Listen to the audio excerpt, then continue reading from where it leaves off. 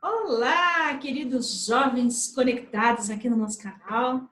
Mais uma vez nos encontramos para fazer a nossa leitura orante da Palavra de Deus, a Lécio Divina. Momento especial da nossa semana. A gente sempre faz, do Evangelho do domingo para nos ajudar a aprofundar também a experiência de estar em comunidade celebrando a Palavra e a Eucaristia. Que bom que estamos mais uma vez juntos. E hoje está conosco um brasiliense. Diga quem você é. Boa tarde, irmã Valéria. Boa tarde a todos os jovens conectados. Eu me chamo Matheus Almada, tenho 25 anos, nasci aqui em Brasília e faço parte do movimento do SEG, Movimento Nacional de Jovens. E muita alegria estar aqui com vocês, partilhando, rezando com vocês, podendo participar desse momento tão sublime que é a leitura orante da Palavra de Deus. Nosso mix de sotaques hoje aqui veio para o Centro-Oeste, quase meu vizinho aqui. A gente fala que é um mix de sotaque, Matheus, porque cada semana a gente está com um jovem de uma região do país que tem um sotaque diferente. Assim vai também nos enriquecendo com a experiência da palavra a partir de vários lugares do país, de várias experiências, tanto geográficas como também de grupos.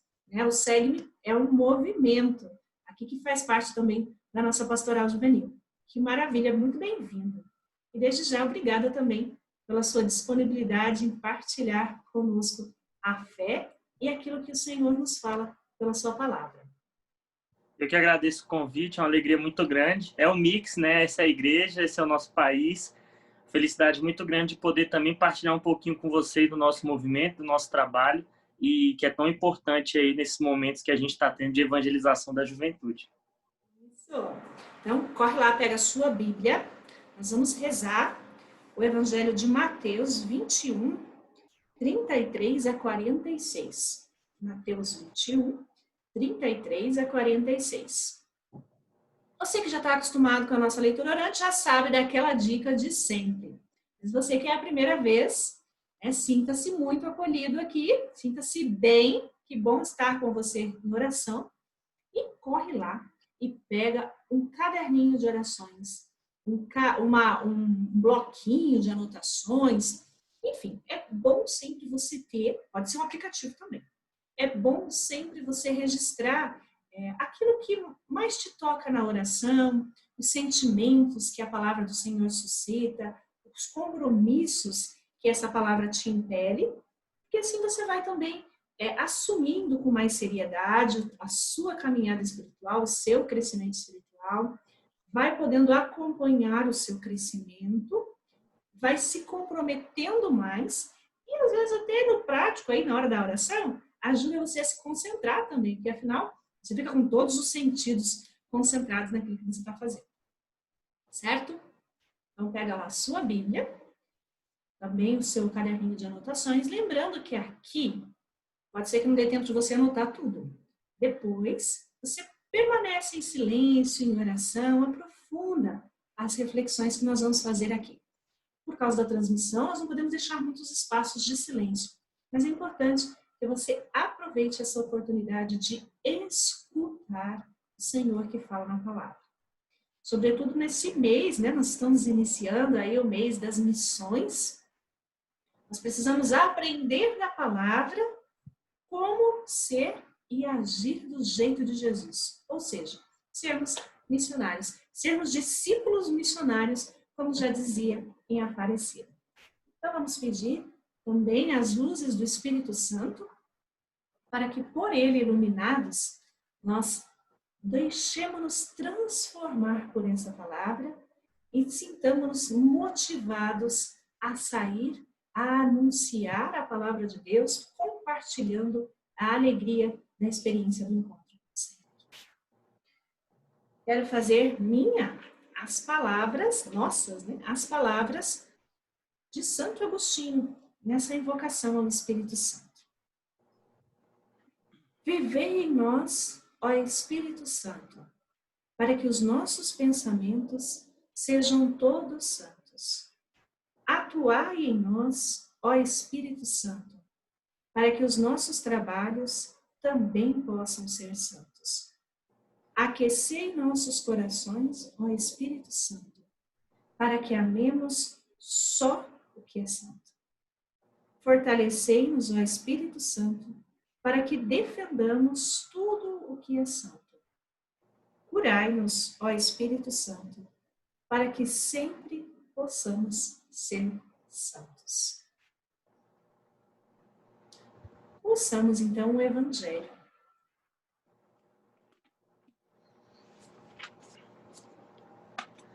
Do Evangelho de Mateus. Escutai esta outra parábola. Certo proprietário plantou uma vinha, pôs uma cerca em volta, cavou nela um lagar para pisar as uvas e construiu uma torre de guarda. Ele alugou a uns agricultores e viajou para o estrangeiro. Quando chegou o tempo da colheita, ele mandou os seus servos aos agricultores para receber os seus frutos. Os agricultores, porém, agarraram os servos, espancaram a um, mataram a outro e a outro apedrejaram. Ele ainda mandou outros servos, em maior número que os primeiros, mas eles os trataram do mesmo modo. Por fim, enviou-lhes o próprio filho, pensando: a meu filho respeitarão. Os agricultores, porém, ao verem o filho, disseram entre si: este é o herdeiro. Vamos matá-lo e tomemos posse de sua herança. Então, agarraram-no, lançaram-no fora da vinha e o mataram. Pois bem, quando o dono da vinha voltar, que fará com esses agricultores? Eles responderam: dará triste fim a esses criminosos e arrendará a vinha a outros agricultores, que lhe entregarão os frutos no tempo certo. Então Jesus lhes disse: nunca lestes nas Escrituras? A pedra que os construtores rejeitaram, esta é que se tornou a pedra angular. Isto foi feito pelo Senhor, e é admirável aos nossos olhos? Por isso vos digo: o reino de Deus vos será tirado e entregue a um povo que produza frutos. Quem cair sobre essa pedra ficará despedaçado, e se ela cair sobre alguém, o esmagará. Os sumos sacerdotes e os fariseus ouviram as palavras de Jesus e entenderam que ele estava falando deles. Procuraram prendê-lo, mas ficaram com medo das multidões, pois elas o tinham na conta do profeta. Vamos ouvir mais uma vez, então, porque na Lécio Divina é importante esse passo da leitura. Uma leitura atenta, uma leitura que já silencia o nosso coração e nos disponha para a escuta. Uma leitura que vai caindo no nosso coração como a chuva na terra seca e penetrando aos poucos. Uma leitura que a gente possa, de fato, degustar a palavra de Deus. Escutai esta outra parábola. Certo proprietário plantou uma vinha, pôs uma cerca em volta, cavou nela um lagar para pisar as uvas e construiu uma torre de guarda. Ele a alugou a uns agricultores e viajou para o estrangeiro. Quando chegou o tempo da colheita, ele mandou os seus servos aos agricultores para receber seus frutos. Os agricultores, porém, agarraram os servos, espancaram a um, mataram a outro e a outro apedrejaram. Ele ainda mandou outros servos, em maior número que os primeiros, mas eles os trataram do mesmo modo. Por fim, enviou-lhes o próprio filho, pensando: a meu filho respeitarão. Os agricultores, porém, ao verem o filho, disseram entre si: este é o herdeiro. Vamos matá-lo e tomemos posse da sua herança. Então agarraram-no, lançaram-no fora da vinha e o mataram. Pois bem, quando o dono da vinha voltar, que fará com estes agricultores? Eles responderam: dará triste fim a esses criminosos e arrendará a vinha a outros agricultores que lhe entregarão os frutos no tempo certo. Então Jesus lhe disse: nunca leste nas Escrituras a pedra que os construtores rejeitaram? Esta é a pedra que se tornou angular. Isto foi feito pelo Senhor e é admirável aos nossos olhos? Por isso vos digo, o reino de Deus será tirado de vós e entregue a um povo que produza frutos. Quem cair sobre esta pedra ficará despedaçado, e se ela cair sobre alguém, esmagará. Os sumos sacerdotes e os fariseus ouviram as parábolas de Jesus e entenderam que estava falando deles. Procuravam prendê-lo, mas ficaram com muito medo das multidões, pois ela o tinham na conta de profeta. Você aí de casa pode retomar o texto, nós também vamos retomar o texto. Vamos repetir quais são as expressões, as frases, as palavras que soam mais fortes no nosso coração. Você também pode, se você risca a sua Bíblia, eu já disse que eu não risco a minha, mas você pode sinalizar na sua Bíblia ou transcrever também no seu caderno de anotações. Quais são essas expressões que mais te chamam a atenção?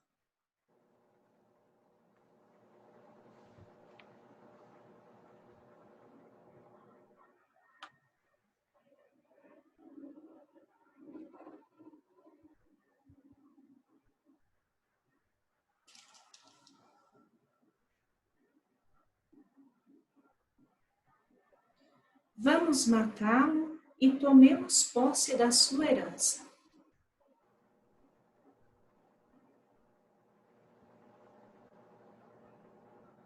Por fim, enviou-lhes o próprio filho, pensando: a meu filho respeitarão.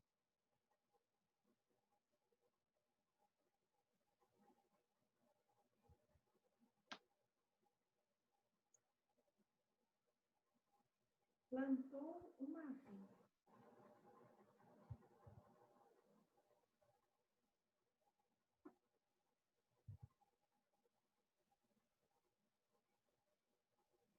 Procuraram prendê-lo.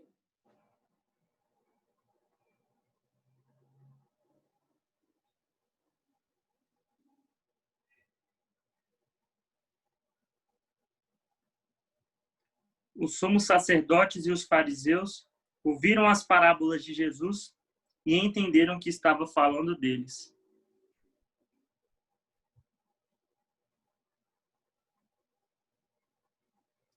O que o texto diz é o passo seguinte da Lécio Divina. Lembrando que na semana passada nós refletimos a parábola dos dois filhos. E essa parábola dos dois filhos era uma resposta a uma discussão que Jesus estava tendo ali com os sacerdotes e os fariseus. E essa parábola de hoje, ela continua esse diálogo de Jesus com esses personagens aí. Tanto que lá no finalzinho, né, no capítulo 45, a gente percebe a reação desses interlocutores de Jesus.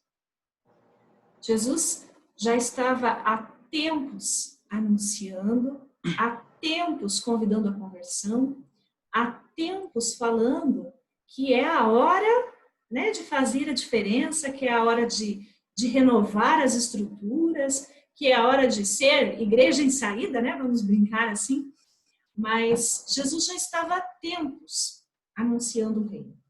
E os fariseus permaneciam ainda questionando a autoridade de Jesus, questionando as palavras de Jesus em discussão com Jesus. E ele conta esta parábola indicando a atitude dos próprios sacerdotes e fariseus. E eles desta vez entendem, né? Normalmente eles não entendem as parábolas de Jesus, mas dessa vez eles entendem a parábola de Jesus.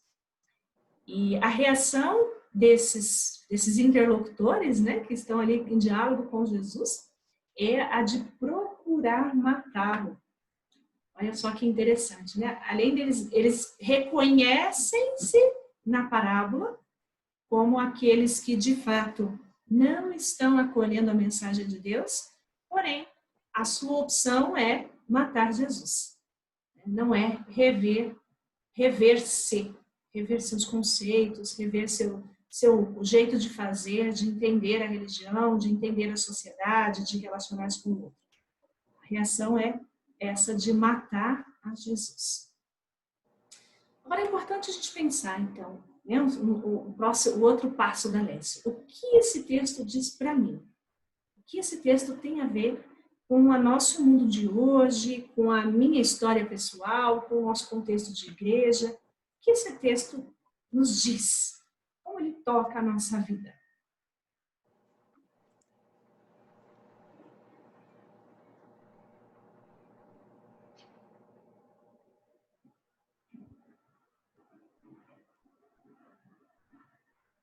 O que esse texto diz para você, Mateus?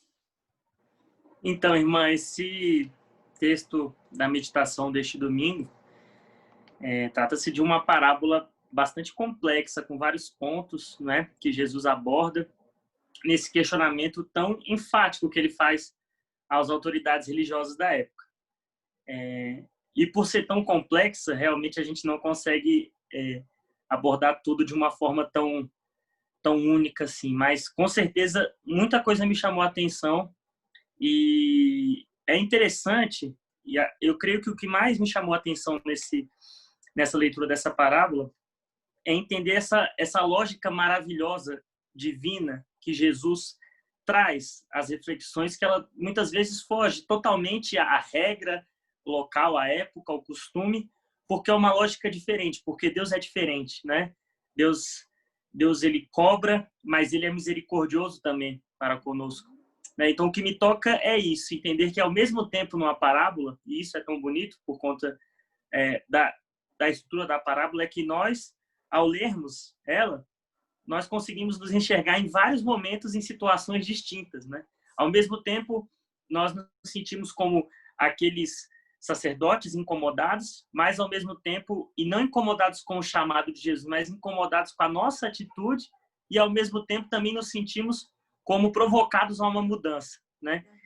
Então, a primeira coisa que me marcou muito nesse texto é justamente essa lógica que Deus, por meio de Jesus, coloca nas nossas vidas, não é? A sempre provocar a reflexão e querer algo diferente, querer uma mudança, né? E é interessante porque quando ele começa com a parábola, a gente vai caminhando junto dela e, ao mesmo tempo, percebe que no momento eu posso ter até a mesma resposta que os líderes tiveram, né, na época. Mas aí é o pulo aonde Jesus inverte a lógica e você percebe, na verdade, que aquilo foi para você também, né? Então, o que eu percebi foi justamente isso. Deus, ele não desiste de nós, né? E ele nos provoca, né? Com essa parábola da vinha por meio de Jesus Cristo, né? Quantas e quantas vezes nós não somos, infelizmente, e caímos, né? Como nós não somos convidados por Deus, mas caímos no erro, caímos no pecado. Muitas vezes matamos os servos que Deus manda, o dono da vinha manda, não é? Para ajudar. Quantas vezes nós não somos gananciosos? E às vezes a gente tem que se colocar nessa reflexão, não tão longe, mas próximo de nós, a gente no trabalho de igreja, no trabalho com a evangelização, quantas vezes que nós nos fechamos no nosso egoísmo, achamos que não é necessário fazer a vontade de Deus por inteiro, somente aquilo que me convém, né? E aí Deus nunca desiste de nós, né? O dono manda o seu próprio filho.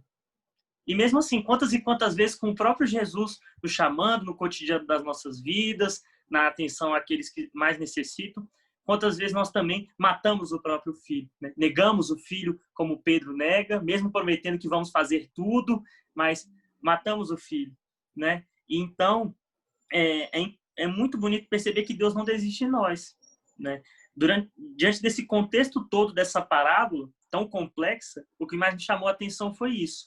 Deus não desiste de nós, ele tem uma lógica que nos surpreende, que nos motiva e, sobretudo, essa voz de Deus nunca pode deixar de ressoar nos nossos ouvidos, no nosso coração, né? Todas as vezes que nós nos sintamos um pouco confusos, um pouco afastados, que nós nunca percamos isso. A voz de Deus que ela ressoa no nosso ouvido, que preenche o nosso coração, ela tem que estar presente sempre.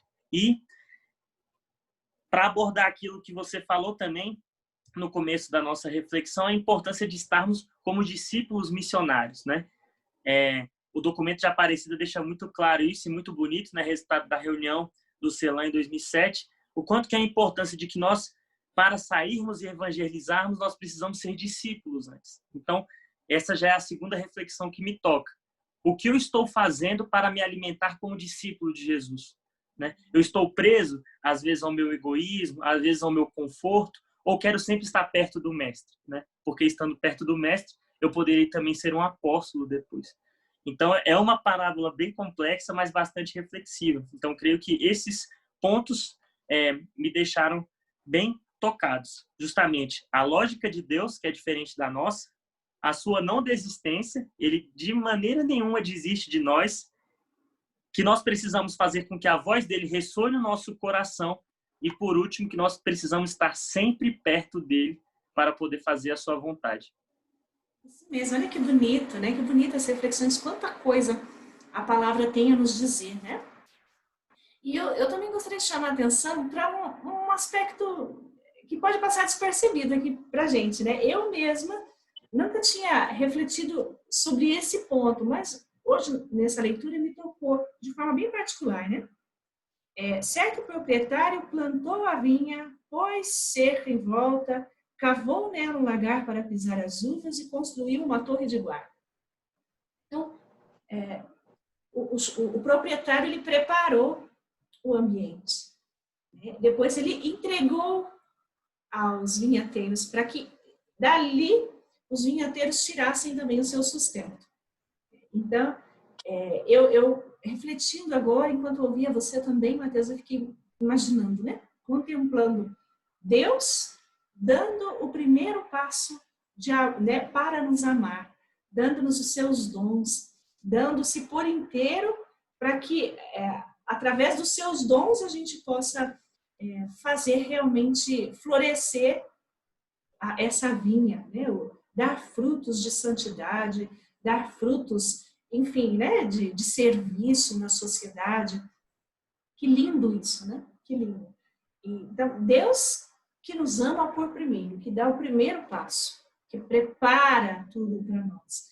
A vinha, a gente já falou aqui em outras reflexões do Evangelho, ela é um sinônimo quase, né? uma imagem do povo de Deus. Mas também nós temos que lembrar que o vinho que é feito da vinha era uma bebida que fazia parte da cultura do povo naquela época. Não era coisa de cachaceiro, não, tá? Fazia parte da cultura. Era uma bebida básica, né? O pessoal que mora no Rio Grande sabe. Lá no Rio Grande, o vinho ele não é considerado uma bebida alcoólica, é considerado um alimento, né? Porque faz parte da cultura. Então, o vinho ele representava também a alegria. Porque afinal a gente fica alegre, né, quando toma um vinho. E ele fazia parte das festas, das comemorações do povo. Então ele também é um sinal de alegria. Então o Senhor provê tudo para que sejamos felizes. E a nossa resposta é livre. Podemos escolher matar, né, os enviados ou fazer frutificar essa vinha para o bem de todos. Os nossos dons, as nossas capacidades, as oportunidades que nós tivemos, né, de trabalho. Mateus mesmo é um estudante universitário, né, Mateus? Isso. Essas oportunidades de estudo que a gente tem, né? Transformar todos esses dons em serviço, né, em doação ao reino. E aqui, né, o Mateus já pontuou isso, os vinhateiros respondem com egoísmo, né, com ambição. Mas nós podemos responder de forma diferente. Nós somos chamados a dar uma resposta positiva ao Senhor, uma resposta que gere vida e não morte. E é bonito perceber isso, irmã, porque, como você falou do preparo que Deus tem para tudo, o primeiro amor, o cuidado, o carinho, é bonito perceber que justamente um pensamento que, na época, para muitos isso era muito estranho de se pensar, mas é tão bonito quando a gente consegue perceber que Deus, ao nos amar por primeiro, Ele quer o melhor da gente sempre, né? E, independentemente daquilo que aconteça, a partir do momento que nós percebemos isso, Ele continua nos estendendo os braços, né? Na mesma figura do Pai misericordioso, né? Da parábola do Pai misericordioso. Ou seja, Deus nos ama tanto que Ele começa e quer caminhar até o fim com a gente. Ele não começa e deixa de lado.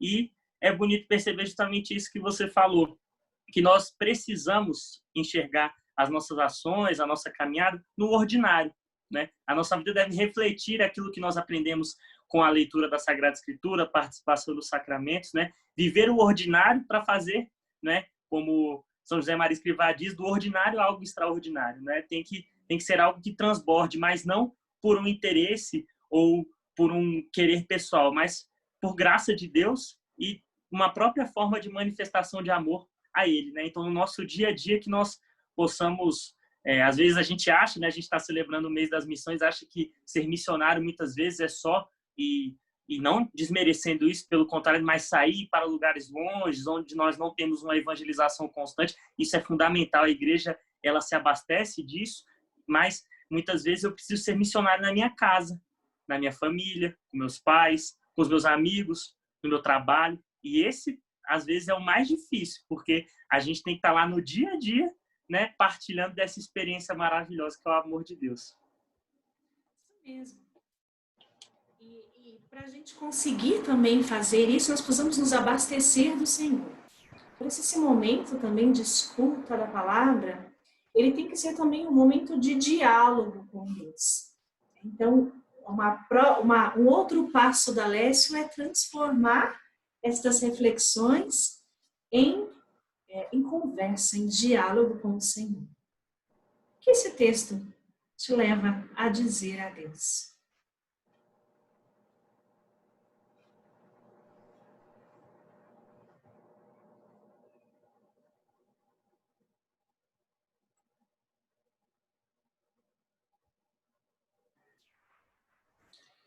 Eu te agradeço, Senhor, pelo teu amor primeiro, amor que nos convida a sermos vinhateiros, a produzir frutos para o bem das pessoas, frutos que de fato correspondam ao amor recebido.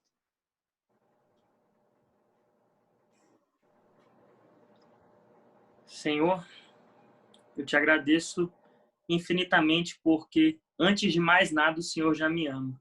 Me quer bem, me quer feliz, me quer ao seu lado.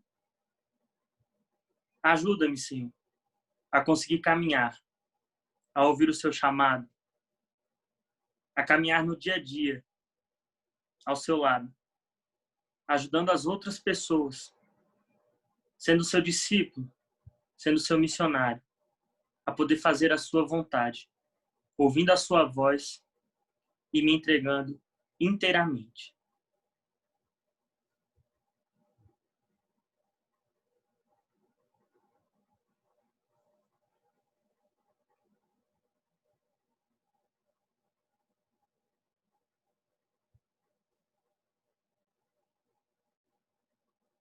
Pensamos também a intercessão de Maria, ela que tão bem correspondeu ao amor de Deus, às graças derramadas em sua vida, transformando tudo em doação, em serviço, né? Se fez intercessora da humanidade. Que ela também nos ajude, nos ensine a sermos servidores. Pelo serviço, também pela nossa oração.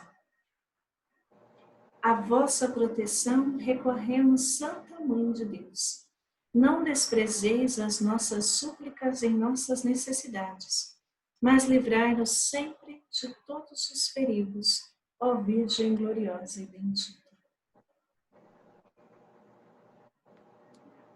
Gostaria também, irmã, de rezar a oração que nós, do Movimento do Segue-me, temos em particular, que é a oração do seguidor. E convido a você também, jovem, que possa, sempre quando quiser, essa oração tem na internet, basta você pesquisar a oração do seguidor. É uma oração muito bonita, que ela se estende a todas as pessoas, porque ela justamente nos faz refletir sobre o que eu preciso fazer, qual é a minha função, o que eu necessito, mas, sobretudo, agradecer a Deus, porque Ele que nos mostra, Ele que é o nosso caminho. Senhor, ouvi a tua voz dizendo, segue-me. Eis-me aqui, Senhor, à tua disposição. O que queres de mim? Seguir-te para onde? Para quê? Senhor, mostra-me o que queres, pois me coloco à tua disposição. Dá-me, porém, a sensibilidade de entender a tua vontade. Dá-me coragem para realizar o que me pedes. Dá-me alegria para seguir o teu chamado, seja para apreciar contigo as belezas do Monte Tabor, seja para partilhar contigo os sofrimentos do Calvário.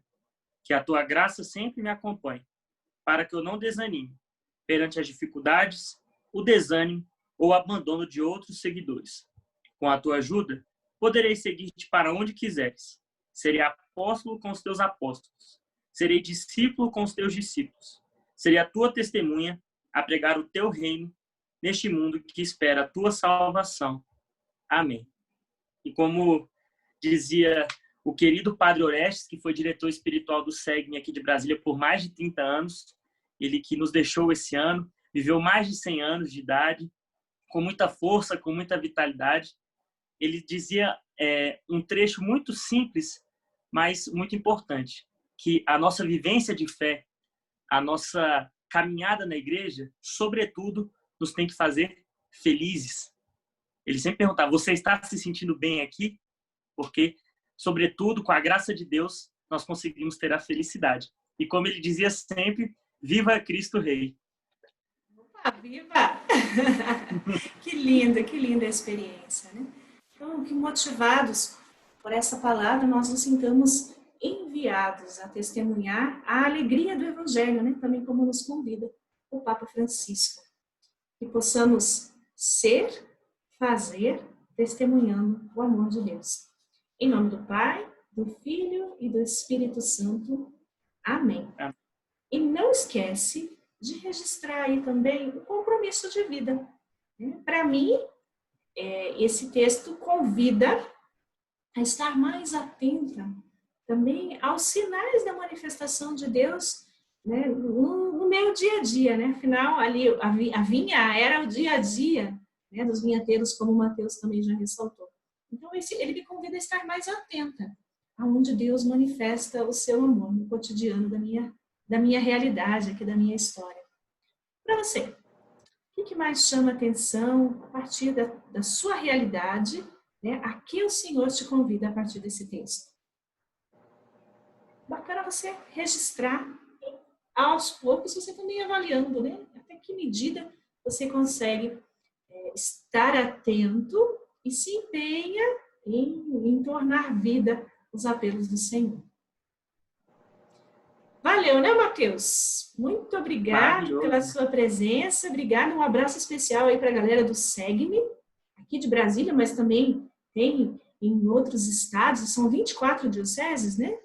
Que tem o SEGME. Isso, já está bastante esparramado.